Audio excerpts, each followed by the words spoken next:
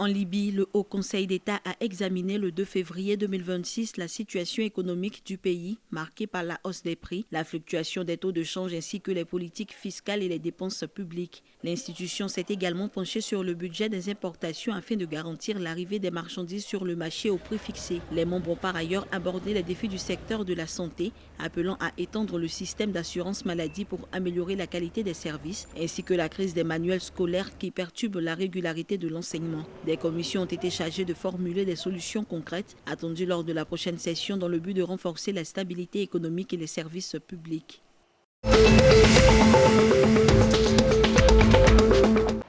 En Algérie, le pays a été élu par acclamation vice-président de la commission préparatoire de la conférence des Nations Unies sur la prévention et la répression des crimes contre l'humanité au titre du groupe africain. L'élection s'est tenue fin janvier 2026 au siège de l'ONU à New York. Cette désignation souligne le rôle actif du pays d'Afrique du Nord dans la promotion de la justice internationale et de la défense des droits humains. La commission aura pour mission de préparer la conférence prévue pour 2028-2029 avec pour objectif l'élaboration d'une convention internationale destinée à prévenir et sanctionner des crimes majeurs tels que le colonialisme, l'esclavage, l'apartheid ou encore les déplacements forcés.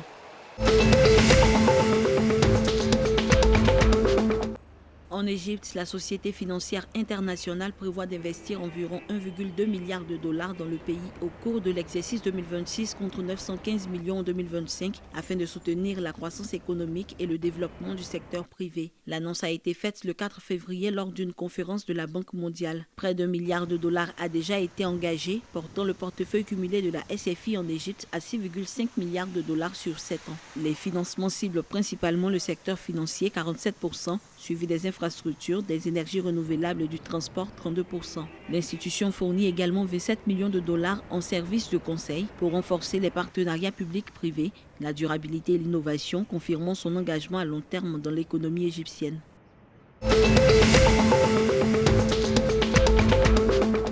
Le ministère tunisien du Tourisme a tenu une séance de travail consacrée au lancement d'un projet intégré de digitalisation des procédures de navigation de plaisance entre les ports du pays. Au cœur de cette initiative, la création d'une application numérique universitaire multiservice destinée à l'ensemble des acteurs du secteur. Le projet ambitionne de numériser les démarches administratives liées aux bateaux de plaisance, notamment l'immatriculation, les permis et les licences. Objectif, simplifier et unifier les procédures, renforcer la capacité opérationnelle des ports de loisirs et améliorer l'efficacité globale du système dans une dynamique de modernisation des services touristiques.